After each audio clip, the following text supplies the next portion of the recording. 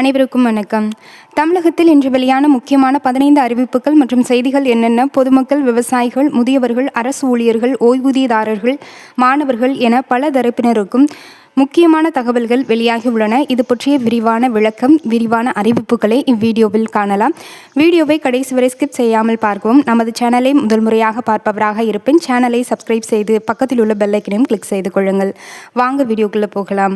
முதலாவது அறிவிப்பு, விவசாயிகளுக்கு பயிர்க்கடன் நிவாரணம். தமிழக விவசாயிகளுக்கு முக்கியமான அறிவிப்பாக கூட்டுறவு வங்கிகளில் பெறப்பட்ட பயிர்க்கடன்களுக்கு நிவாரணம் வழங்கும் நடவடிக்கை அறிவிக்கப்பட்டுள்ளது. புதிய அறிவிப்பின்படி தகுதி பெற்ற விவசாயிகளின் கடன் சுமையை குறைக்கும் வகையில் இந்த நடவடிக்கை எடுக்கப்பட்டுள்ளது. இதனால் ஏராளமான விவசாயிகள் பயன்பெறுவார்கள் என்று தெரிவிக்கப்பட்டுள்ளது. குறிப்பாக விவசாயிகளின் பொருளாதார சுமையை குறைத்து அடுத்தடுத்த விவசாய பணிகளுக்கு அவர்களை தயார்படுத்துவதே இதன் நோக்கமாக கருதப்படுகிறது. இரண்டாவது முக்கிய அறிவிப்பு, 70 வயதுக்கு மேற்பட்டவர்களுக்கு இலவச மருத்துவ சிகிச்சை. தமிழகத்தில் 70 வயது மற்றும் அதற்கு மேற்பட்ட மூத்த குடிமக்களுக்கான முதலமைச்சரின் முதியோர் மருத்துவ காப்பீட்டு திட்டம் அறிமுகப்படுத்தப்பட உள்ளது. இந்த திட்டத்தின் மூலம் சுமார் 38 லட்சம் முதியவர்கள் பயன்பெறுவார்கள் என்று தெரிவிக்கப்பட்டுள்ளது. முக்கியமாக இந்த திட்டத்தில் வருமான உச்சவரம்பு இல்லாமல் 70 வயது மேற்பட்டவர்களுக்கு இலவசமாகவும் பணமில்லா முறையிலும் மருத்துவ சிகிச்சை வழங்கும் வகையில் இத்திட்டம் அமைக்கப்பட உள்ளது. எனவே உங்கள் குடும்பத்தில் 70 வயதிற்கு மேற்பட்டோர் இருப்பின் இத்தகைய திட்டத்தில் பயன்பெறும்படி கேட்டுக்கொள்கிறேன். இதற்கு எப்படி விண்ணப்பிப்பது, எங்கு செல்வது என்பது பற்றிய விரிவான விளக்கத்தை நேற்று நமது சேனலில் வீடியோவாக அப்லோட் செய்யப்பட்டிருக்கிறது. வேணுங்கிறவங்க போய் பார்த்துக்கோங்க. முடிந்தவரை இந்த வீடியோவுடைய மேலே ஐகார்டில் கொடுக்குறேன், இல்லைனா இந்த வீடியோடைய என் கார்டில் கொடுக்குறேன், மறக்காமல் பாருங்கள். மூன்றாவது முக்கியமான தகவல், மகப்பேறு விடுப்பு தொடர்பான முக்கியமான அறிவிப்பு.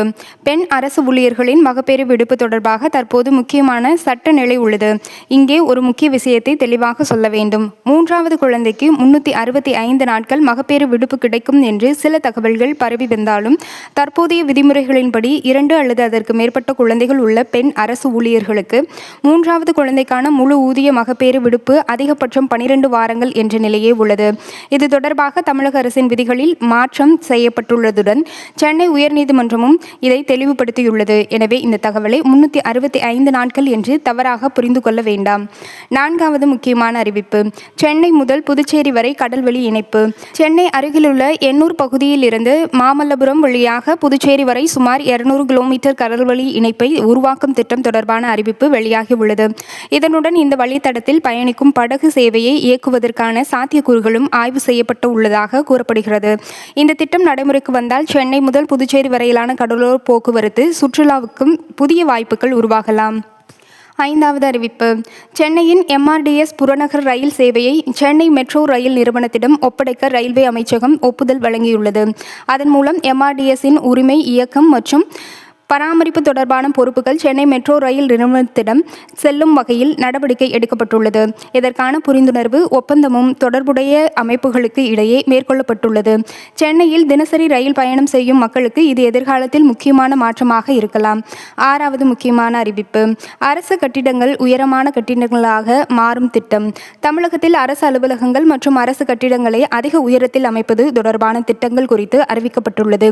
நகரங்களில் கிடைக்கும் நிலப்பரப்பை சிறப்பாக பயன்படுத்தும் வகையில் பல மாடி கட்டிடங்களை உருவாக்குவதற்கான நடவடிக்கைகள் மேற்கொள்ளப்படுகிறது. இதன் மூலம் ஒரே இடத்தில் பல்வேறு அரசு அலுவலகங்களை அமைத்து பொதுமக்களுக்கு சேவைகளை எளிதாக்கும் வாய்ப்பும் உருவாகலாம். 7வது முக்கியமான அறிவிப்பு, தமிழகத்தில் நெடுஞ்சாலை கட்டமைப்பை மேம்படுத்த பல்வேறு புதிய திட்டங்கள் அறிவிக்கப்பட்டுள்ளன.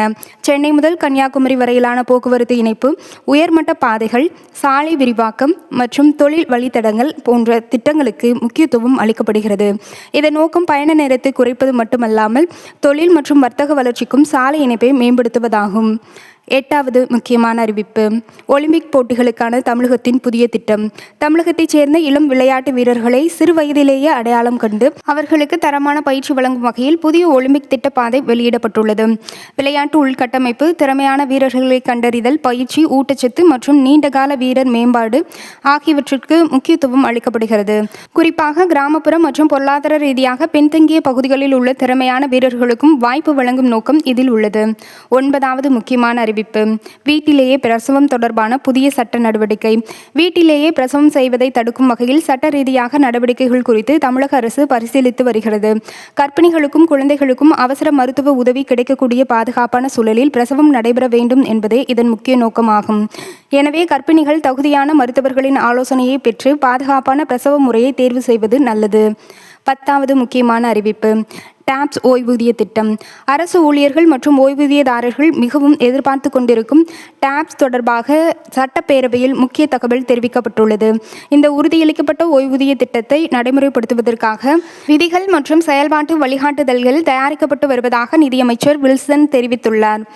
திட்டத்தின் முக்கிய அம்சங்களில் கடைசி மாத ஊதியத்தை அடிப்படையாக கொண்ட உத்தரவாத ஓய்வூதியம், கிராஜுவிட்டி மற்றும் குடும்ப ஓய்வூதியம் உள்ளிட்ட அம்சங்கள் இடம்பெறுகின்றன. இதனால் அரசு ஊழியர்கள் இந்த திட்டத்தின் இறுதி விதிமுறைகள் மற்றும் அரசு வெளியிடும் அதிகாரப்பூர்வ அரசாணையை கவனமாக பார்க்க வேண்டும். 11வது முக்கியமான தகவல். தமிழக அரசின் புதிய கொள்கை ஆவணங்கள். சுகாதாரம், மனிதவள மேலாண்மை, இளைஞர் நலம் மற்றும் விளையாட்டு உள்ளிட்ட பல துறைகளுக்கான கொள்கை நடவடிக்கைகள் மற்றும் எதிர்கால திட்டங்கள் தொடர்பான தகவல்கள் வெளியாகியுள்ளன. இதன் மூலம் அடுத்த கட்டத்தில் அரசு எந்தெந்த துறைகளுக்கு முக்கியத்துவம் அளிக்கிறது என்பதை தெரிந்து கொள்ள முடியும். 12வது முக்கியமான அறிவிப்பு. அரசு சார்ந்த வேலைவாய்ப்பு. தமிழக மாநில திட்டக்குழுவில் குறிப்பிட்ட துறைகளுக்கான பணியிடங்களுக்கு விண்ணப்பங்கள் கோரப்பட்டுள்ளன. குறிப்பாக ஐடி மற்றும் டேட்டா அனலைஸ்ட் போன்ற துறைகளில் திறமை உள்ளவர்கள் இதுபோன்ற அரசு சார்ந்த வாய்ப்புகளை தவறவிடாமல் அதிகாரப்பூர்வ அறிவிப்புகளை சரிபார்க்க வேண்டும். வேலைவாய்ப்பு தொடர்பான தகவல்களில் சமூக வலைதளங்களில் வரும் தகவல்களை மட்டும் நம்பாமல் அதிகாரப்பூர்வ அறிவிப்பை பார்த்து விண்ணப்பிப்பது மிகவும் அவசியமானது. 13வது அறிவிப்பு. சட்டவிரோத சுரங்க நடவடிக்கைகளுக்கு கட்டுப்பாடு. தமிழகத்தில் சட்டவிரோத கனிமம் மற்றும் சுரங்க நடவடிக்கைகளை கட்டுப்படுத்தும் வகையில் நடவடிக்கைகள் மேற்கொள்ளப்பட்டு வருகிறது.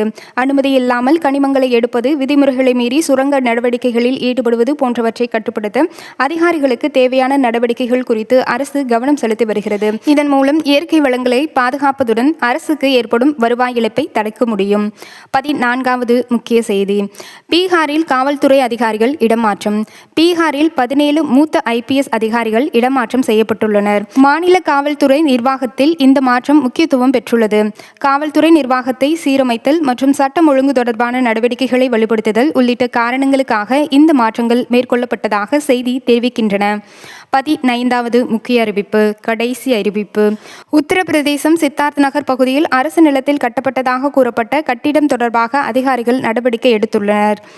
அரசு நிலத்தை ஆக்கிரமித்து கட்டுமானங்கள் மேற்கொள்ளப்பட்டுள்ளதா என்பது குறித்து அதிகாரிகள் நடவடிக்கை மேற்கொண்டுள்ளதாக தகவல் வெளியாகியுள்ளது. இந்த சம்பவம் தற்போது தேசிய அளவில் கவனம் பெற்றுள்ளது.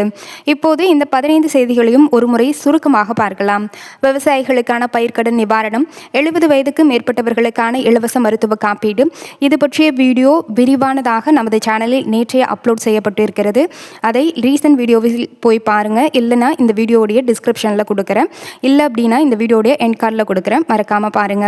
3வது மகப்பேறு விடுப்பு தொடர்பான விதிமுறைகள். சென்னை புதுச்சேரி கடல்வழி இணைப்பு, MRDS மெட்ரோவின் இணைப்பு, அரசு கட்டிடங்களுக்கான புதிய திட்டம், பெரிய நெடுஞ்சாலை திட்டங்கள், ஒலிம்பிக் வீரர்களுக்கான புதிய திட்டம், வீட்டு பிரசவம் தொடர்பான சட்ட நடவடிக்கை, டாப்ஸ் ஓய்வூதிய திட்டம், புதிய கொள்கை ஆவணங்கள், அரசு சார்ந்த வேலைவாய்ப்பு, சட்டவிரோத சுரங்க நடவடிக்கைகளுக்கு கட்டுப்பாடு, பீகாரில் IPS அதிகாரிகள் இடமாற்றம், உத்தரப்பிரதேசத்தில் அரசு நிலம் தொடர்பான நடவடிக்கை என மொத்தம் 15 முக்கிய தகவல்களை பார்த்தோம்.